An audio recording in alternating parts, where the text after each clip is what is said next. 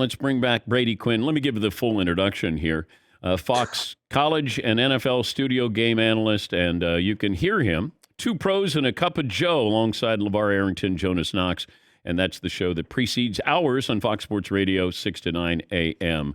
Eastern. Where were we, Brady? So the reason why I ask you the question of who you think of is because our eldest daughter's name is Sloan. And usually that puts you in one of two categories. You're either a Ferris Bueller's Day Off, and that's your first recollection of the name Sloan, or you're an Entourage. And so there's like a cutoff of like the older folks who remember Ferris Bueller's Day Off as the Sloan, or Entourage, which is like kind of the more cooler hip version. But you said Emmanuel Shariki, so you get points for being more the cooler hip version and relating it back to Entourage. All right. That's all we needed to talk to you about, Brady. We appreciate your time. As Happy always. holidays. Merry Christmas. Hey, did you see where they changed the rule? The Kenny Pickett rule, where now it's if you give any kind of indication, you're going to, like college football, change something immediately, and nothing changes in college football. What did you think of the play, and what do you think of now them revising the rule?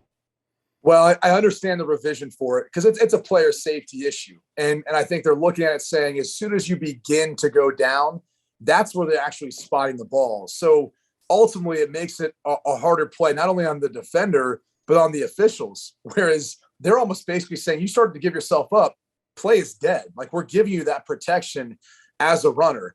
But if you're being honest with me about it, I thought it was the dopest move we saw maybe in college football season. Like if there was like a Heisman moment, it might be that for Kenny Pickett, even though he was phenomenal this year. Like that singular play that ended up in a touchdown now literally got you to change the rule. Like I don't, he's not going to end up winning it. Bryce Young will, but my man, Kenny Pickett, hashtag two gloves. Like that was one of the coolest things. And it led to a changing of a rule, much like in our show with LeVar Arrington, he was jumping over, line of scrimmages to block kicks. Like he kind of pushed forward that change of ruling for player safety as well. So I give him a lot of credit for pulling it off. What do you think of Pickett? I think he's the best quarterback in this year's draft class. I think when you look at the strides he's made every single year at Pitt, when you start breaking down the film, one of the biggest things you notice is his game's going to translate to the NFL level. Almost similar to the model in which, like I've compared him in the past. He reminds me of Ben Roethlisberger coming out of Miami, Ohio. He's not quite as big as Ben was, but when you go back and watch some of that tape, he can play from the pocket. He's got a strong arm. He'll take those shots downfield. He has no problem, with the 20-plus yard throws. But he also can create, and he doesn't give up on plays. And he's got a little bit of that to him. And he's got that kind of it factor. Like, I don't know what it is. I can never understand or describe it. But when you watch him play and you see him, there's like a toughness about him. He has it. So if I was a team looking for a quarterback in this year's draft, that would be at the top of my list. Okay. Could he go number one overall? If you're the Lions or the Texans, could you see Kenny Pickett going number one? I could, yeah. If they're the ones that ultimately feel like he needs to be the guy right away. I mean, the one thing playing to him is he's played a lot of college football. And so I think if you draft him there and you make him the guy day one, he's experienced, I think, with what he's been asked to do by Pat Narduzzi and their staff, it should translate well. Now, the question really becomes, what does he have out around him? And that's depending on the team you're looking at, if it's Detroit or Houston, not that much. He had a Blitnikoff finalist and Jordan Addison on his team this year. He's had some talent at the wide receiver position on Pitt throughout. So that'll be the biggest challenge. But he's got the mobility and he's got that sort of toughness where I think he'll be fine making his way through a lot of the adversity early on. It just comes down to whether or not they surround him with enough talent out around him. Chip Kelly has been given permission by UCLA to talk to Oregon. Are you going to let Phil Knight just sweep in and scoop him off and take him away? I mean, there's less recruiting restrictions there. He's going to get paid more money. That is a cupboard that is not bare. I know Chip Kelly's done a good job at UCLA getting it to this point, but Mario Cristobal is leaving a team that should be able to compete talent-wise in the Pac-12 the next couple of years. So if you want to give the keys back over to Chip Kelly, I mean, I think it's gonna keep them up atop, at least in the Pac-12 and in one of the top 20 teams in college football. But can UCLA afford to keep him, or can UCLA afford to not keep him? Yeah, that's the tough question. I mean, I don't know any big money donors out there. Do you? I mean, maybe we should call them up and ask them if they're willing to stroke that check to keep them. Because I know Phil Knight obviously tried to keep Mario Cristobal, and he maybe, and I don't know how things ended there at Oregon with Chip. It probably didn't necessarily end in a bad way if you're going to go take an NFL job and that's how you're leaving. So I'm sure they'd open the door and have that same $100 million 10-year deal waiting for him. That's hard to turn down. So unless UCLA is willing to ante up with that, and I don't imagine they are, I would say it would make a lot of sense if Chip found his way back to Eugene. If you ran the Steelers, ... what would you do? First order of business next season. Well, they've been trying to subtly or softly find the replacement to Big Ben, but at the same time, give him enough respect for what he's accomplished, a Hall of Fame career, throughout his time with the Steelers. So now that's the position you go draft and you go figure out how to replace. I said this earlier this season when I was watching some Kenny Pickett film. We started talking about some of that Heisman buzz he was starting to build. I said, this is who he reminds me of. He happens to be playing football at Pitt. They share the same facility. I don't know many people know this. The University of Pitt and the Pittsburgh Steelers share the same indoor. They share the same training facility. Like, just keep the guy at home. Like, if you're Pittsburgh, if you're the Steelers, do whatever you can to go get that guy. Because I think he walks right into that organization as familiar as he is with everything. And he helps get them kind of back up to where they need to be. Because it's not a roster that's devoid of talent. It's just one where I think they just need to find that next guy to bring some of the mobility that Ben used to display early on in his career there. If you'll remember, like the big plays down the field to Hines Ward and Mike Wallace and Emmanuel Sanders, like all those, all those big plays, Antonio Holmes back in the day, it was all his like mobility and the job he did shaking guys off, making moves to make big plays.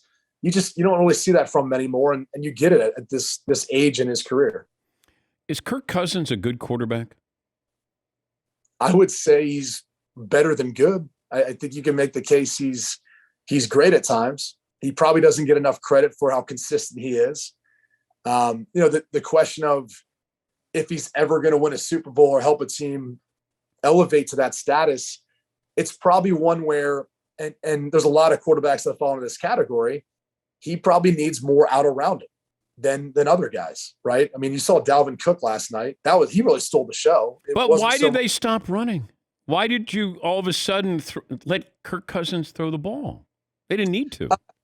They didn't need to, but it could be a schematic thing too, right? Where do you want Dalvin Cook, who just came back from injury, to be banging his head against a loaded box? I mean, you do have Justin Jefferson, who's one of the best wide receivers, maybe the best right now. But you got Madison. Madison can run the ball. You didn't have to have Dalvin. I just thought, what are you doing? And then he threw 2 interceptions. Next thing you know, Pittsburgh's back in the game. Yeah, but I mean, look, the one that was the KJ Osborne, they're trying to run a rub route. Akella Witherspoon, Osborne stumbles. Akella Witherspoon cuts in front of it. There's always these like, look, before the play, do you think they were saying to themselves, well, let's not throw it because we know Kirk's going to throw an interception here? It's like, Look, crap happens. It did on that play, and it resulted in, again, giving Pittsburgh some momentum. But, I harken back to, it's not like they're trying to go into that game and say, hey, let's blow the doors off of the Pittsburgh Steelers, and then let's let them creep back into it for TV ratings or to make it more suspenseful. Because, I don't know, we've played 10 games this year where the game's been decided in the final play. So let's just make it another one. Let's make it our 9th or 10th game, whatever it's been. Okay, but there's a pattern here, though, Brady, with this Vikings team. That's why they're an average team, because they don't put you away. They don't, they allow you to, they're in the game and you're in the game. And that's a recipe for disaster in an 8-9 season, maybe a 9-8 season. No, and that's where it looks like it's heading right now. But I don't even know if that's necessarily a product of just the coaching. I mean, you don't think Mike Zimmer, being as defensive minded as he is, wants to run the football more than anyone? Yeah. There's probably a lot of conversations being had right now this morning about it, because as much as you're happy about a win, usually that's when coaches are most critical of players and most critical of their staff, because you can still feel good after the win. Whereas after losses, you kind of need built back up. Like, this is an instance where there's going to be a lot of questions being asked of the offensive staff as to why you got away from the run game when there was these gaping holes the entire first half that Dalvin Cook was running to. Like, where did that go in the second half? So there's got to be an explanation. My bet would be the Pittsburgh Steelers were selling out at that point to stop the run.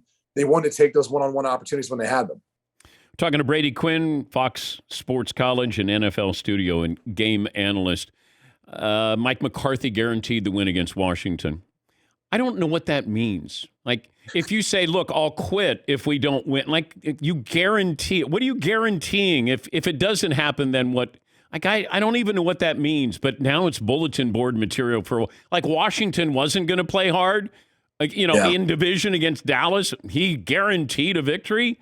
How would you feel if you're Dak Prescott and coach says, I guarantee a win?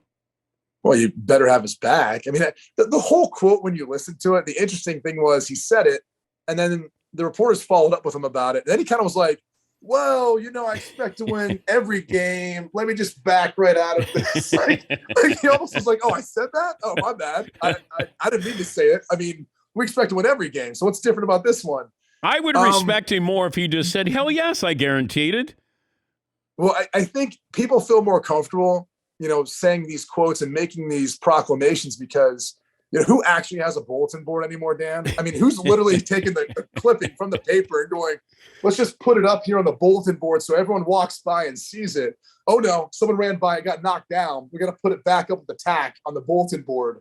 I'm trying to think of any organization I was ever part of where we actually had a bulletin board material, like we actually had it placed somewhere. I mean, it might go up in a team meeting over the, I guess it's an iPad now or the computer system, right? They might put it up, but it's not like you're going to be reminded of it throughout the course of the week on some bulletin board in the locker room. Wait, did you ever have bulletin board material?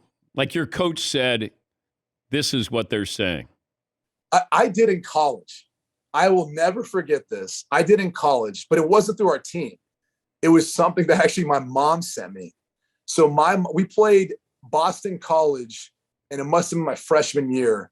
And we ended up losing. I think I threw maybe a couple picks in that game, whatever it was. And there had a linebacker there named James Ott. I think that was his name. He actually was like good friends and teammates with Brian Flores, the head coach of the Dolphins.